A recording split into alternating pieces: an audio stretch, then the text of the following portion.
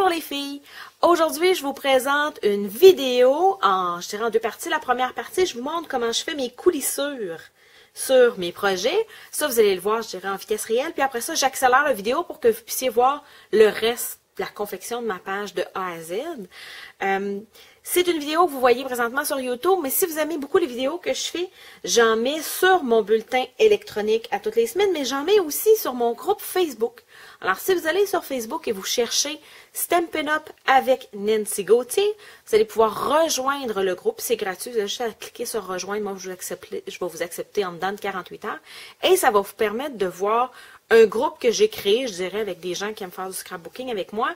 J'y partage des idées, puis j'y partage aussi des vidéos quand je les fais directement sur ma tablette, puis qu'il n'y a pas de montage à faire. Là. Souvent, je vais les mettre directement sur le groupe Facebook. La première chose à faire, c'est de venir choisir, je dirais, la couleur que vous allez faire. Au départ, je pensais venir prendre rouge pour bien venir faire ressortir mon Spider-Man. Mais je me suis dit que des coulisses rouges, ça aurait l'air un peu trop sanguinaire pour une page d'un petit gars de 2 ans et demi. Alors, je suis allée avec Pointe Pacifique. J'ai mis de l'eau dans un petit plat de plastique que j'utilise régulièrement pour faire du bricolage. Il y a peut-être à peu près la quantité d'eau que je vais mettre dans un atomiseur. OK? Alors, peut-être 15 ml d'eau. Et après ça, je vais venir ajouter de l'encre directement dans ma petite boîte. Et là, vous allez venir voir, je dirais, vous allez expérimenter quel type de pinceau vous aimez utiliser. Alors, moi, j'aime ça utiliser, souvent, j'utilise une langue de chat. Alors, une langue de chat, c'est un pinceau qui est rond, puis qui est plat, mais rond.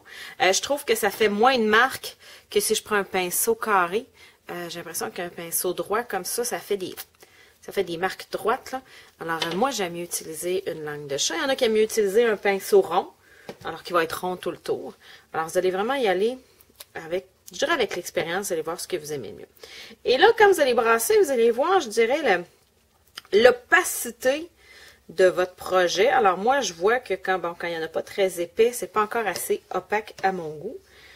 Alors, je dépose le tout sur une petite lingette humide, sur un vieux torchon, sur un papier stou. Je vous conseille d'avoir un petit papier stou pas trop loin pour aller essuyer ce qui pourrait couler un peu trop loin, je dirais, sur votre projet.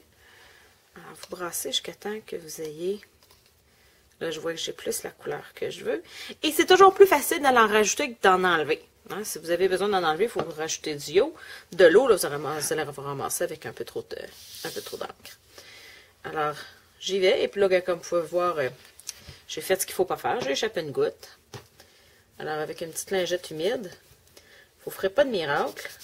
Mais si vous travaillez sur du papier aquarelle, vous allez ramasser 99,9% de ce qui va avoir été tombé. Alors, j'en mets dans le haut de mon projet.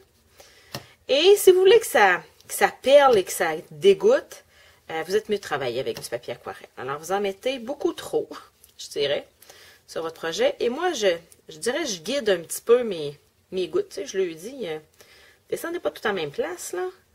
Tu sais, voici une idée de où vous pourriez couler. OK? Et après ça, vous levez votre papier. Et quand vous en avez assez, regardez, là, cette goutte-là, moi, je trouve qu'elle est assez tombée. Mais je veux que les autres gouttes descendent. Je vais venir ramasser cette goutte-ci. Ça va laisser un petit peu de temps aux autres gouttes de tomber. Tiens.